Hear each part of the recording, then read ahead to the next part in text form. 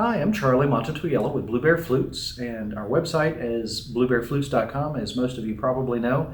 And if you haven't checked it out yet, please, as I always tell people, please check out our Instagram. It's the most amazing looking thing that we don't really get paid for. It's just a lot of really great pictures, some videos. Sometimes there's live streams we do on Instagram. There's a lot of stuff on Instagram, and in my opinion, really worthwhile. I think the one thing I really like about Instagram the most is there's not a whole bunch of text and people's opinions and all kinds of crazy stuff like this. It's just pictures. So, at least most of it anyway.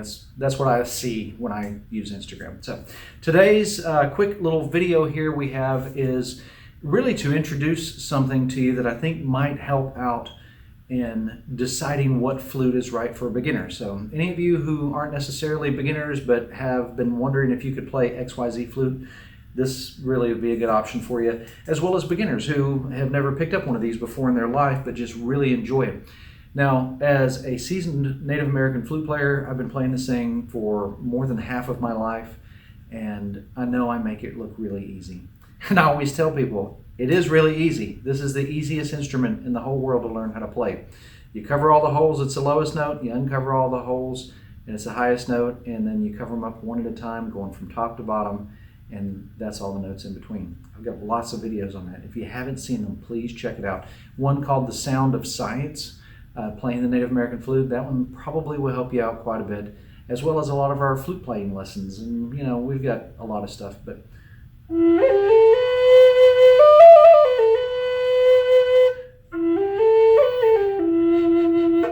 so people ask me, can I play a flute that is that low in tone, or should I stick with a higher tone flute like this shorter guy?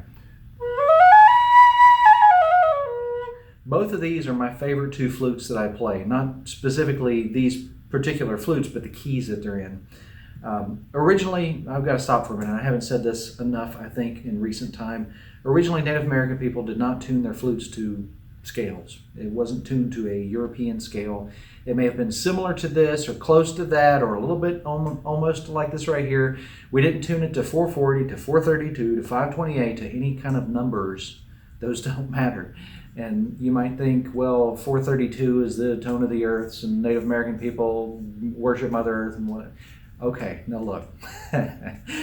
Anyway, we didn't tune it to these frequencies because we didn't have a way to. We didn't have equipment, tuning forks or electronic tuners like I use in some of my flute making videos. We didn't have that kind of thing historically to tune a flute to.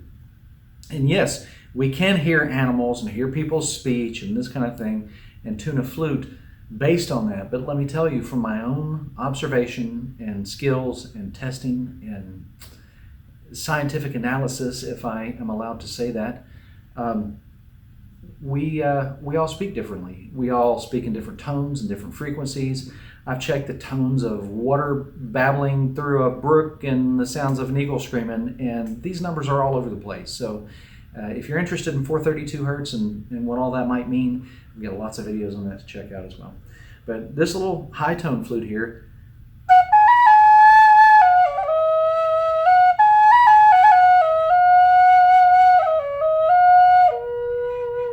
is one of my favorites. I love it. But that doesn't mean that you have to get locked in and think, well, I can only play this because my fingers are so size, or this is this far from, oh my gosh. I'm sorry if anybody's ever convinced you otherwise. This is the easiest thing, like I said, in the whole world to learn how to play. The Native American flute is basically a couple of fingerings, and that's really it. It's not like a silver flute where you've got to figure out where to put your pinkies and where to put your thumbs, and it's not like this. My flutes are typically 5-hole flutes. We do offer 6-hole flutes. And the instruction sheet I'm about to show you, I want to make sure I tell you right up front, this is for our flutes. It may be similar to someone else's flutes, or if someone based their flutes on my flute patterns, then maybe it's similar. However, I'll tell you that other people's flutes may be different than this. So there is a little 2-page sheet that you can download off of my website. And if you want to print it out, I'm not saying you have to, but if you want to print it out, you can actually look at the fingerings for our high D flute all the way through to our low D flutes. And with that, you can see that the high D flute fingerings are really close together. as compared to the low D's fingerings, which are a little bit further apart. That stretch is really the concern, is the stretch of your hands, especially covering these holes right here. Now, my fingers go quite a ways further. I have medium-sized hands, not small hands, not large hands, and my fingers touch those holes just fine. So this may be a little different for you, and there is some, I guess I say in here that these measurements are relative, because if your printer prints everything to like a smaller size, it might be just a pinch smaller. If something happens that we have something going on in the shop one day that cause this fingering to be just a little bit closer to that, I mean, these kind of things happen. These are relative, and approximate. I try to throw an extra couple of those words in there just in case. But I'm going to show you how to use this real quick. I'm excited to be able to offer this to everyone because it is a simple way to answer that question, can I play this particular flute? And with drone flutes, keep in mind our drones have a thumb hole in the back currently that you may or may not be able to reach. Typically ones that I can't reach with medium-sized hands, I put a plug in and offer it to you that way. That's just the low-tone ones. But anyway, the fingerings on the top are pretty much the same place, whether it's a drone or standard flute. And once again, this is a high D, and then it goes a C and a B and an A and a G and an F sharp, and then it goes an E and a D. But since there's not enough room to comparatively put these guys, I created another page with a little bit different measurement. So not worried or concerned with whether this is right reading or not. I'm reading it backwards, so I think you can probably handle it. Measurements are approximate from the sound hole on this page, which is basically, okay, I can't read it backwards anymore, about 4 inches from the mouthpiece. And they correspond to the fingerings on these flutes. So basically, if you look at where the number 1 is right here, and where this fingering is, that's where the sound hole is. Now, there's about another 4 inches there, so you can add 4 and 3, and that's 7 inches. If you need an idea how far 7 inches is from your face, it's right here. So you can use it that way, but I will tell you that the distance these fingerings are from your face is really not that important. As you'll note with this low E flute, as it says here, these measurements are approximately 8 inches away from the mouthpiece. So if you want to take this and say this is 8 inches, that's where the first fingering is going to be right here. So it's going to be like 8 inches. This flute, this is about 8 inches right here. So this distance from here to here doesn't really matter too much. Now, some flute makers do make a mouthpiece is about this long, and so you would be holding it way out here like this. But since my mouthpieces are all about 4 inches long, you're not going to have to worry about that. 4 inches to here, and then, like I said, about another 4.5, 5 inches right there. We're talking about 8 overall inches, give or take. So very simple. And then the thing you really want to focus in is where those fingerings lie. So let's do this. I'm going to take this page because low-tone flutes are always what people want to ask about. And I'm going to fold it right here so that we can focus on where these fingerings are. And you get an idea. So if this is 8 inches right here away from my face, then these fingerings are going to start right here. Put 2 fingers there and 3 fingers there.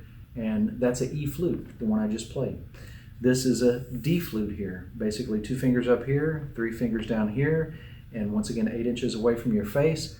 A D flute is not that difficult for most people to play. I do have a video showing my son back when he was about 10 or 11 playing our D flute, so it's not really that difficult. But the thing you want to focus on, especially if you have arthritis, which I do as well, you want to be able to make sure you can cover those fingerings, and then if you have to, you can fold this up just a little bit more so that you can put your hand there without being too terribly uncomfortable. I will tell you that playing something round is a lot easier than playing this flat piece of paper. So if you can get your fingers close to those holes, typically the flute's going to make the rest of it happen for you. Now I do have another piece of information on the second page here, which is basically the diameters and the lengths of each flute. People are always asking me what's the length of this flute and that flute. And it's typically because I feel that they have probably seen someone else's flute that was really high-toned, and they know to associate high-toned flutes with short flutes, which is a fair assumption to some degree. But it also has the outside diameter, so you can decide if you're going to be able to clamp down on it or not. The largest one of these, which is the low D, is 1 3/4 of an inch in outside diameter, which, you know, even if you were doing this, this is like, I can take this measuring tape right here. That's a big diameter flute right there. But 1.5 inches is really only this big. So 1 3/4 somewhere. Oh my gosh, I'm really telling you guys a fib. That's 1 3/4 right there. So very easy to use. Same thing on these small flutes. If you wanted to figure out if that one's going to be too small for your hand, you can fold this paper, like I said, and do the same thing. The instructions on the paper are pretty self-explanatory. I'm just going to fold it up right here so that we can kind of get a feel for this. And small flute, hey, right there. Now, the fingering is going to be that diameter? No, they're usually that size and smaller on most of our flutes. So this is a typical large diameter hole for a flute. Sometimes there are some of them that get a little bit larger, but you know, that's typical. Those are usually the lower tone ones too, if we can help it. So that's a D, and then over here is a C, and then right here is a B. And you can look on this other side, and you can find the A, G, and F sharp, which are all very easy. And like I said, you know, basically this measurement here on this page starts about 4 inches from let's see here, 4 inches from the mouthpiece to the sound hole. The measurements here are from the sound hole. So very simple. Like I said, something that I think will really help people kind of hone in on what it is that is the best flute for their hands. And I do have an adjoining or accompanying video, I guess I could say, that shows you where I'm playing all of these, and I show you the measurement of them. There's the paper version of that video without the sound files. Anyway, I hope this has helped you all out, and of course, as always, please make sure you check back with us if you have any other questions about Native American flutes. There's a really good chance I've got a video on that already, and just basically go to Blue Bear Flutes YouTube channel here and search through those videos. You can find lots of real handy stuff there. If you're looking to make Native American flutes, we've got something for you, I promise. If you're looking to play them, likewise. I've been playing for about 34 years, I guess, 33, 34 years at this point. So, and gosh, I've been talking since I was about this big. Anyway, I hope you guys are all doing well, you folks, you people, and certainly look forward to seeing you here again very soon. Thank you very much for joining me, and make sure you check out our website, bluebearflutes.com, as well as everything else we have going on. Y'all have a wonderful day. Charlie Mato-Toyela signing out.